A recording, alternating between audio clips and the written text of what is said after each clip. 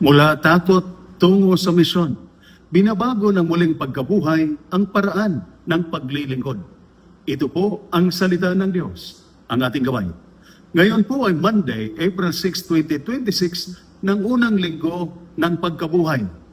Ang Pasko ng pagkabuhay ay hindi lang ipinagdiriwang. Ito ay isinasabuhay. At sa ating mga pagbasa ngayong araw mula sa banal na kasulatan, nakikita natin ang isang katotohanan. Kapag humarap ang tao sa katotohanan, siya ay pipili, maninindigan o iiwas. Sa ating Ebanghelyo, mula sa Ebanghelyo ni San Mateo, chapter 28, verses 8 to 15, may dalawang grupo. Ang mga babae, natakot pero kumilos. Nag-alinlangan pero nagsabi ng katotohanan. Ikalawang grupo, ang mga bantay at pinuno. Natakot pero nagtago. Nag-alinlangan pero nagsinungaling. Parehong pangyayari, ngunit magkaibang desisyon. At ganito rin ang buhay ninyo sa serbisyo. Araw-araw, may mga pagkakataong kailangan mong pumili. Manindigan o umatras. Magsabi ng totoo o manahimik. Sa ikalawang pagbasa, mula sa aklat ng gawa ng mga apostol, chapter 2, verses 14, 22 to 33, si Pedro ay nagsalita ng may tabang. Pero tandaan, siya rin ang natakot noon. Siya rin ang tumanggi kay Jesus. Ano ang nagbago? Ang pagkabuhay ni Kristo. Dahil alam na niya na panalo na ang Diyos. Hindi ang kamatayan ang huli. Hindi maitatago ang katotohanan. Kaya, naging matapang siya. Para sa ating mga sundalo at lahat ng nasa serbisyo, ang buhay ninyo ay tungkol sa misyon. Tungkulin, responsibilidad, sakripisyo. Pero may mga pagkakataon na delikado ang sitwasyon. Mahirap ang desisyon.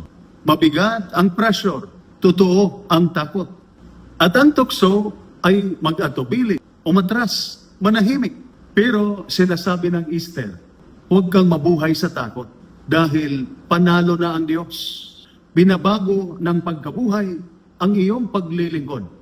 Kung si Kristo ay nabuhay, maglingkod ka ng may tapang, hindi takot. Kikilos ka ng may integridad, hindi kompromiso. Manindigan ka sa tama kahit mahirap. Dahil hindi ka lang naglilingkod sa bayan. Naglilingkod ka ng may pananampalataya. Para sa mga pamilya, kasama kayo sa misyon. Naghihintay, nag-alala, sumusuporta. Ang inyong tahimik na sakripisyo ay mahalaga. At ito ay nakikita ng Diyos. Para sa mga retirado, hindi natapos ang inyong serbisyo. Nagpapatuloy ito sa inyong halimbawa. Ang buhay ninyo ay nagsasabi, nanindigan ako, naging tapat ako. Kaya sa buhay ko at sa mission ko, ako ba ay tulad ni Pedro? O tulad ng mga nagtago ng katotohanan?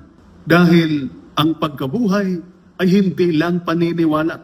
Ito ay desisyon, manindigan, kumilos, magpatuloy.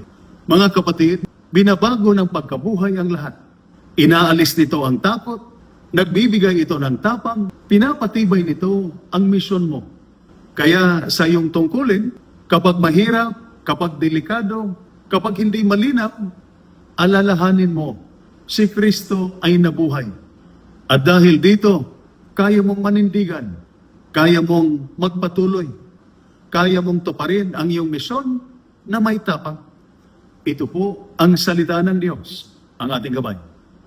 Manalangin tayo. Panginoon, sa misyon at tungkulin ng aming mga sundalo at lahat ng mga nasa serbisyo, samahan mo sila. Kapag sila'y natatakot, bigyan mo sila ng tapang. Kapag sila'y nag-alinlangan, patatagin mo ang kanilang puso. Kapag sila'y napapagod, palakasin mo sila. Tulungan mo silang maglingkod ng may integridad, manindigan sa tama, at mamuhay bilang saksi ng iyong pagkabuhay. Amen. At sumainyo at sa inyong pamilya ang pagpapala ng makapangyarihang Diyos, Ama, Anak, at Espiritu Santo. Amen. Santa Maria, Ina ng Diyos, ipanalangin mo kami. San Jose, ipanalangin mo kami. San Miguel Arcangel, ingatan mo kami. Amen.